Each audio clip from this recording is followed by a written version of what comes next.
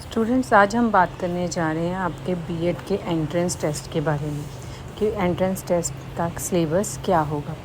आपके जो बीएड का एंट्रेंस टेस्ट है वो 150 मार्क्स का होगा। उसमें 5 पार्ट्स होंगे। सबसे पहला पार्ट है जनरल अवेयरनेस टेस्ट, जिसमें आपको जीके के साथ रिलेटेड क्वेश्चंस आएंगे। उसके बाद teaching potential, then general mental ability जो लॉजिकल रीजनिंग वगैरह होती है उसके ऊपर। देन आपका जो डी पार्ट है वो होगा इंग्लिश लैंग्वेज प्रोफिशिएंसी। वो सब के लिए कंपलसरी है लैंग्वेजेस में। इसमें क्या होगा, इसमें आपको अप टू 10 तक के इंग्लिश के साथ रिलेटेड क्वेश्चंस आएंगे। उसके बाद है पंजाबी और हिंदी। पंजाबी पार्ट वो बच्चे अटैम्प्ट करेंगे जिन्होंने 10th तक पंजाबी पढ़ी है, और जिन बच्चों ने 10th में पंजाबी नहीं पढ़ी है वो हिंदी लैंग्वेज अटैम्प्ट करेंगे।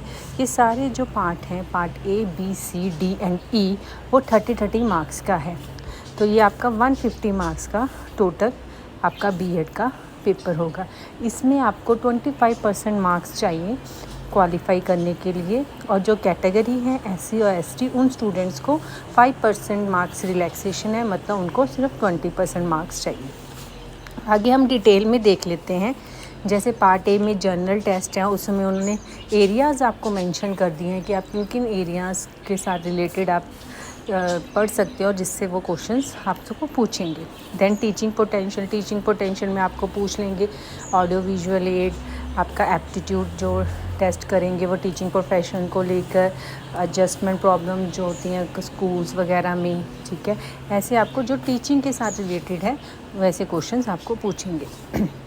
देन है जनरल मेंटल एबिलिटीज़ में आपको जो लॉजिकल रीजनिंग के क्वेश्चंस है, जैसे नंबर सीरीज़ हो गया, क्लासिफिकेशन हो गया, एनालॉगी हो गया, सिनोनिम्स या ऑपोजिट वो आ जाएंगे, कोडिंग डिकोडिंग आ जाएंगी, ठीक है, रिलेशंस आ जाएंगे, इंडक्टिव डिडक्टिव रीजनिंग आ जाएगी, ब्लड रिलेशंस आ जाएंगे, उसके साथ रिलेटेड होगा। देन जो डी पार्ट है इंग्लिश का, उसमें आपको grammar, English grammar, idioms, vocabulary, corrections, punctuation, written comprehension, ये आ जाएंगे। आपको रिटन कॉम्प्रिहेंशन में क्या होगा, जो आपको एक पैराग्राफ दे दिया जाएगा, उसमें से आपको क्वेश्चंस ढूंढने हैं और साथ में उसको आंसर्स करने हैं। सेम पंजाबी और हिंदी लैंग्वेज में भी यही होगा। मैं फिर से बता रही थी, पंजाबी वो बच्चे करेंगे जिनका पंजाबी है 10th तक का पढ़ा हुआ है, और हिंदी वो बच्चे ऑप्ट करेंगे जिन्होंने पंजाबी नहीं पढ़ा हुआ।